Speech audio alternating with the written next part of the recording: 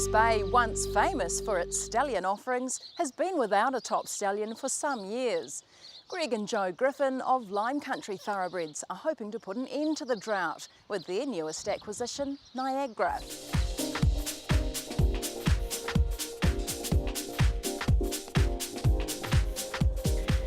Joe, yourself and Greg set up Lime Country in 2007, primarily as an agistment, breaking and yearling preparation farm. What led you both into starting a business like this? Look, Greg and I are both from horse backgrounds, competing, show jumping and eventing, and through to polo cross and polo. And I guess although we've both been away and I've done marketing and business, Greg's done farming, we always come back to horses at the end of the day, and we felt that there was a gap here in the Hawke's Bay for a business like one we had planned. Now, your plan was always to stand a stallion here at Lime Country. You've turned down many lesser horses in the past. What was it about Niagara that appealed? Because we're a new stud, we really had to get it right. There is so much competition in the market, and after selling yearlings at the sales for the last 6 years, we know what our Asian and Australian markets come to the sales to buy, as well as our Kiwi pinhookers. So Niagara for us had Australian form. He competed in Australia at 2 and 3 successfully, and we see at the sales when we're selling, our buyers want pedigree and form they can recognise. And Niagara competed in the spring and autumn carnivals in Australia, and that's really where the guts of Australian racing is. Niagara exploded away at the 300. He's about 3 lengths in front of Fast Clip and Star of Octagonal. Absolutely getting up near the inside. Alma's Fury and Happy Trails, but Niagara's in a race of his own. Niagara sprinting away over the concluding stages and was too good to win it from a wall of horses. He is an Australian import, if you like. He came recommended by Cambridge bloodstock agent Gordon Calder. How was that acquisition made? We've had a long association with Gordon from our time at Windsor Park, and Gordon rang me and said, I know it's getting late in the season, you really should come and have a look at this horse. He had seen him in Sydney himself, and I trust Gordon, and I got on a plane and went over. Loved the horse. I think I sent a text to Greg saying, we need a kick in the head if we don't get this horse. Talk us through his syndication, Joe. Who's involved and how are the shares divided? There's 42 shares in the horse, and originally Gordon and his clients took a third share. Greg and I took a third share, and clients of ours took a third share. Greg and I will retain our third share, and then the other 2/3 we've syndicated down once we'd secured the horse. So at the moment there's sort of 3 or 4 shares still left for sale. He was a $620,000 yearling at the Magic Millions Gold Coast sale, bought by Gay Waterhouse, who described him as having a physique to die for. How would you describe Niagara physically? He is a gorgeous horse, and when I went to inspect him, we walked past the end of the barn when they were getting him ready, and I just sort of saw him out of the corner of my eye, and I thought, wouldn't it be nice if that was him, but it won't be. And he came out, he is stunning. He is, a big 16-1 hands. He's dark, white star, beautiful head, perfectly correct, and plenty of bone, like he's going to just leave a stunning yearling. Joe, let's talk about his pedigree. A son of champion sire in Costa del Lago out of Riversong. What is it that makes his pedigree one of the best-selling yearling families in the stud book? Look, it's an extremely commercial family, probably as people will recognise from the $1.95 million yearling from his family this year. It is an international stallion family. He's one of the few stallions at stud in New Zealand or Australia that combine 3 champion Australian sires of recent times especially. So you've got Encosta, Danehill and Redouts all showing up in his immediate pedigree. And Costa del Lago started off on that low service fee of $6,000, covering mares obviously of a lesser calibre, and now what we're seeing is his sire sons going to stud. You've obviously had Northern Meteor come out, champion first season sire in Australia.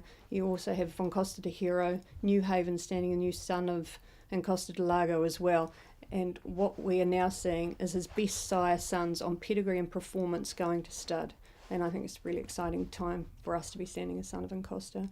his family, through his dam line, also has 7 individual Group 1 winners. It is depth and class all the way. The service fee of $5,000, how was that set? We wanted to provide a price where people could send a mare and get good value back, and we are hoping that he can provide a horse that might be a trials horse for people. It might be a cracking yearling or a good ready to run horse. If he was standing somewhere other than in Hawke's Bay, I definitely feel he would be more like a $7,500 horse, and we're prepared to get the start off to a good start and get the numbers to the horse this season. And I guess what we've also done is provided return transport for North Island broodmares, and that has been, we didn't want it to be any more difficult to come to the Hawke's Bay than it would be to take your mare just down the road somewhere in the Waikato. That has been really well appreciated, and we've actually had his first bookings from the South Island now as well. How would you describe the calibre of mares coming to him this season? We've been really selective about the mares that Greg and I are the largest shareholders in the horse. We've committed 20 mares to the stallion ourselves, and we obviously have a big vested interest in the long-term success of the horse. So we have purchased mares, and we'll be sending our own mares that have already thrown stakes winners or we know are good producers.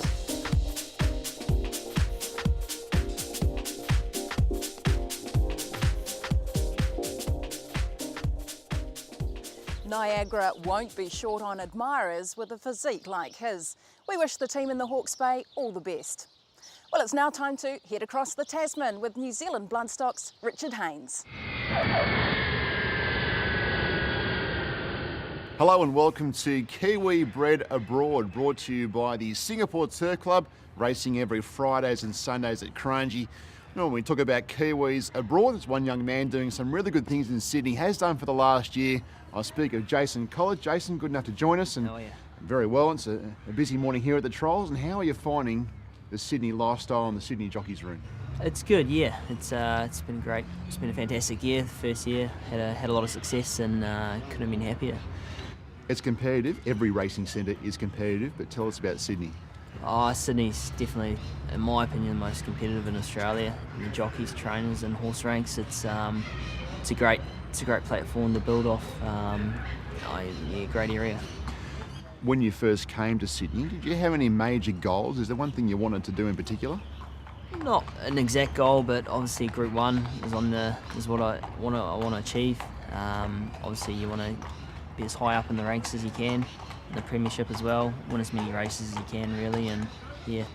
So the aspiration for the next 12 months this season is to establish yourself in Sydney? Yeah, exactly. Establish myself a bit more and pick up as many stakes winners as I can. That can't happen without the help of the trainers here, and you seem to get some pretty good support also from one of your fellow Kiwis, Chris Waller. Yeah, fantastic. He brought me over here. It was probably more him pushing me to come here, which got me here.